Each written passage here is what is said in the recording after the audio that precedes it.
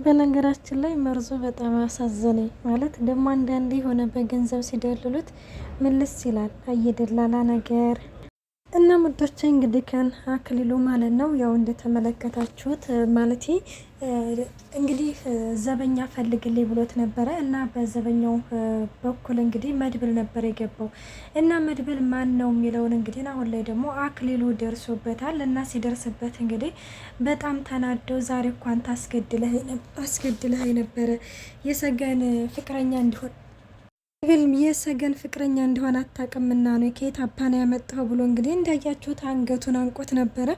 መድብል ዲዮ ይሄ ማን ነው መርዙ ደግሞ እኔ የማውቀው ነገር የለም። ቆይ እኔ ባቅ ለምንድን እንደዚህ አደርግ ነበረ እነግርህ ነበር እኮ በማለትም እንግዲህ እየተናዘዘ ነበረ።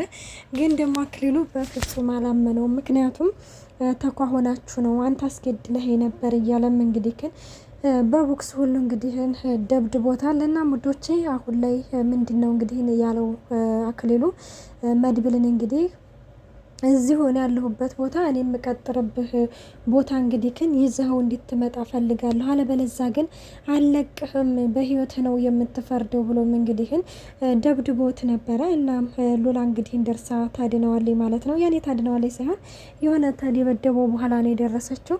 እኔው የወንድ ትንሽ የለውም አለ አይደለኛው ወንዶች በነገራችን ላይ ይሆናል አይደለ ሽንፈትን አይወዱምና ጎዳ እንዲ ምናምን ስትለው ምን ትለዋለች ሉላ እንግዲህ ጎዳ እንዲ ምናምን ተጎዳ ምናምን ስትለው አረ እኔ ብቻ መሰልኩሽ እንደ እሱንም አልለቀቅኩትም ማለት ድብድቤዋለሁ እያለም እንግዲህ ይናገራል ማለት ነው። እና ሙዶች እንግዲህ መርዙም እንዳያችሁት ተነስቶ ወደ ሞገስ ጋር ሄዶ ነበረ። ምክንያቱም እንግዲህ ያው ሞገስም ስለዚህ ጉዳይ እንግዲህ ስለሚያውቅ እንዴት ሆነ እንዲሁም በጥሩ ምሮ ሀላላ ነው ደፋር እና ሌላው አክሊሉ እንግዲህ ወደ እናቱ ጋር ወደ ቴቴ ጋር ገብቶ ነበረ። እና ወደ ቴቴ ጋር እንግዲህ ሲገባ እቴቴ ምንድነው አንተ ይህን ነው ስትሮጥ ዋልከው ትለዋለች።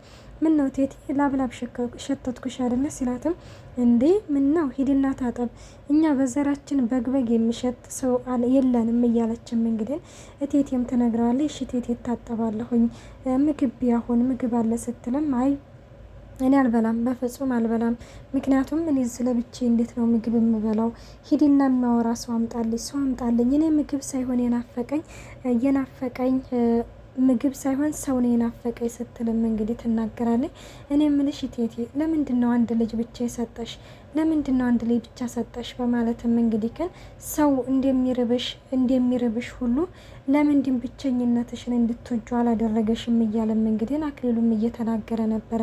እናም ይህንን ነገር እንግዲህ አክሊሉም ሲናገር ምን ላድርግ ታዲያ አንተን ከወለኩኝ በኋላ እንግዲህ መሀን አደረገኝ ፈጣሪ መሀን አደረገኝ እያለችም እንግዲህ ትናገራለች እኮ ፈጣሪ መሀን ሲያደርግሽ ለምንድንስ ሰው እንድትጠይ ስለምን አላደረገሽም? ለምንድንስ ብቸኝነትሽን እንድትወጂ አላደረገሽም? እያለ ነበረ።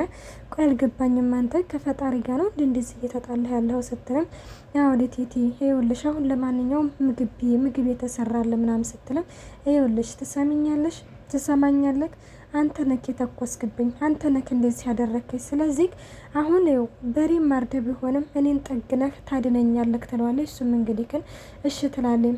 በነገራችን ላይ አክሊሉን እንግዲህ የሰፈር ሰው ራሱ ልጅሽ ነው የሚያጠፋሽ እያሉ ይሉ የነበረ በማለትም እንግዲህ ትናገራለች። እንግዲህ አክሊሉ ከልጅነቱን ጀምሮ እንግዲህ የእናት አንጀት ስለሆነ ስላላስቻላት እንጂ ቴቴ ያው ልጄ የምትለው አክሊሉ እንግዲህ ከልጅነቱም ጀምሮ በጣም ክፉና በጣም አረመኔ እንደሆነ እንግዲህ ነው ዛሬ ላይ እየተረዳ ነው። እናም ይሄንን ነገር እንግዲህ ሲናገር አሁን ላይ ሄጄ ሉላን አመጣታለሁ። ሉላ ደግሞ እንግዲህ ያዋላ አይደለ ስለ ሰገን እንግዲህ ያወራሉ። ያንን ነገር ደግሞ ሁሉንም ነገር እኔ አውቃለሁኝ እያለችም እንግዲህ ትናገራለች።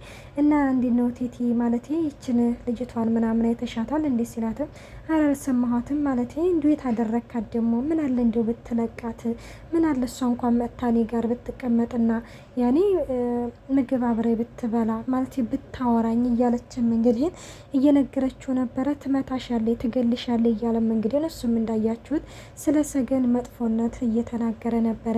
እናም ሉላም እንዳያችሁት ወደ ቴቴ ጋር መታ ነበረ። ያው መጠየቅ ያለባትን ነገርም ሉላም እናቴ እየጠየቀ ነበረ። ያው ስለ ቤቱ ማወቅ ትፈልግ ነበረ። እንዲሁም ደግሞ ሰገን የት እንደሆነች ምናምን ያንን ነገር እንግዲህ ይነግራታል ማለት ነው።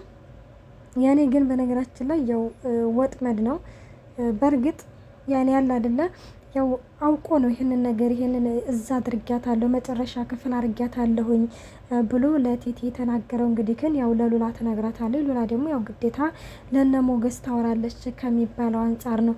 ሰላም ጤና ይስጥልኝ ውድና የተከበራችሁ የቻናሌ ቤተሰብ እንዴት ናችሁ? ደህና ናችሁ? ያለው እግዚአብሔር ይመስገን። እንኳን በሰላም መጣችሁ ወደዚህ ቻናል። ለዚህ ቻናል አዲስ የሆናችሁ ሰብስክራይብ በማድረግ ቤተሰብ ሆኑ። እንዲሁም ነባሮች ስለምታበረታቱኝ እጅግ አድርጌ አመሰግናለሁ። ተወዳጅና ልብ አንጠልጣይ የሆነውን ሰገን ድራማ ይዘንላችሁ ቀርበናል እና ሌላው እንግዲህ እንዳያችሁት ማለት ነው ያው የቴቴ ባለቤት እንግዲህ ወጥቶ በዛው እንደጠፋ እንግዲህ ታውቃላችሁ። ግን ማለት ነው አያችሁ መድብል እንግዲህ ግን የሰገንን መቃብር አስቆፍሮ ነበረ። የሰገንን መቃብር ሲያስቆፍር ምንድነው የተገኘው? የትልቅ ሰው አጽም ነበር የተገኘው። እና ያ ሰው ማን ይመስላችኋል? እኔ እርግጠኛ ነኝ የአክሊሉ አባት ነው የሚሆነው።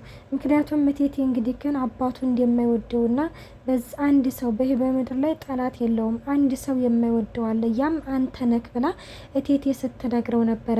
አክሊሉ እንግዲህ ለምንድን ሌላ ህይወት የራስሽን ኑሮ አትኖሪም? እሱ እኮ ሰው ገሎት ሊሆን ይችላል ብሎ ሲናገር አይ በፍጹም የኔ ባለቤት ይመጣል ጀግናዬ ይመጣል እያለች ነው። ግን አንዴ ያው የላይ ጠላት አይስጣችሁ ነው። ግን አባቱን አስገድሎ አስቡ ሰገንን ወስዷል ማለት ነው። አያችሁ ምክንያቱም እንግዲህ ከን ይሄ መድብል ማለት ነው ፖሊስ ጣቢያ ሄዶ አመልክቶ ነበረ።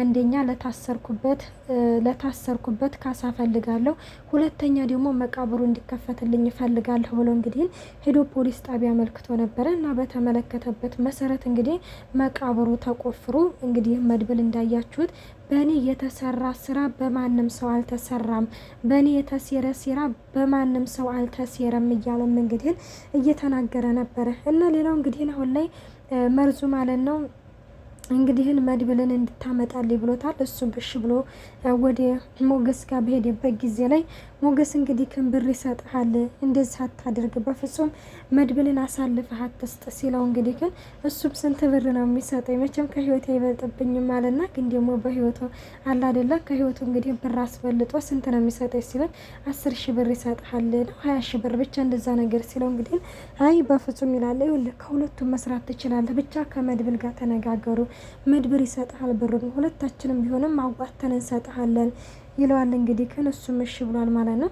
እና እንግዲህ ያው ከኤፍራታ ጋር ኤፍራታና መርዙ ደላለው ግን አንድ ቀን ባልና ሚስት ሳይመስሉኝ እንደው አሉ ሁሌ እንደተጨቃጨቁ እና በቀን እንግዲህ እንዳንቺ ማቀፍ አልችልም ወይ እያላት ነበረ። አይ በፍጹም ማቀፍ አትችልም እያለችም እንግዲህ ማቀፍ ተፈለክ ሂድ ውጣ ምናምን ትለዋል። ይኸውልሽ በኋላ ምን በድየው ነው ብለሽ እንዳትይ ስትልም እሱማ ወንድ ነበርክ ሂድ ውጣ ትለዋለች ማለት ነው። እና መርዙ ደላላውም እንግዲህ በጣም እየተናደደ ባለበት ጊዜ ላይ እኔ እኮ እንዳሙስ የቀረኝ ነው ቆይ ለምንድን ነው እንደዚህ የምታደርግኝ እያለም እንግዲህ እየተናገረ በሩ ይንኳኳል። እሱም እንግዲህ አክሊሉ ነበረ። አክሊሉም አንተ ሸፋፋይ ሆንክ ደላላ ናውጣ ብያለሁኝ እያለም እንግዲህ እየዛተበት ባለበት ጊዜ ላይ ያው መርዙን በሩን ይከፍታል እና መርዙ እንግዲህ ሲወጣ ለኤፍራታ ማለት ነው ይኸውልሽ እኔ አንድ ነገር ካደረኩት በፍጹም እንዲያገላግልኝ አላት። አይ አልገላግልህም አይዞክ በርታሽ ፈራህ እንዴ ምናምን ትላለች። አልፈራሁም ምናምን ትላለች።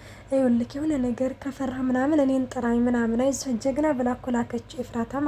ምክንያቱም ያው መርዙም ሁኔታው ነው በነገራችን ላይ እንደዚህ ያስባለው እና መርዙ ደላላውም እንዳያችሁት አክሊሉ ማለት ነው እንዴት አደረግከው ማለት የጠራኸው መድብልን ሲለውም አዎ ጠርቼዋለሁ ምን ብለህ ጠራኸው እንዴት አመነክ ሲለውም አይ ማለት የሆነ ስራ አግኝቼልሃለሁ ምናምን ስለው እንግዲህ እመጣለሁ እንገናኛለን ብሎኛል ይለዋል።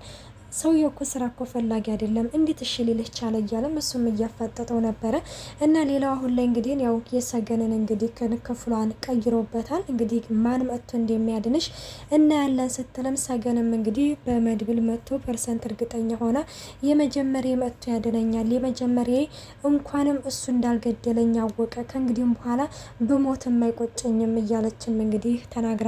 ምክንያቱም እውነት ነው በነገራችን ላይ መድብል ለአመታት እንግዲህ ፍቅረኛዬን ገደልኳት፣ ፍቅረኛዬን እኮ በገዛ እጄ እኮ ነው ያጣኋት፣ ሰገንን በገዛ እጄ ነው ያጣኋት እያለ እንግዲህ ታውቃላችሁ ለብዙ ጊዜ ሲጸጸትና ሴት እንኳን ሳይቀርብ የኖረበት ነው። እና ወዶቼ ሰገን ድራማ ይሄን ይመስል ነበር። በቀጣይ እስከምንመጣ መልካም ቆይታ። ባይ ባይ።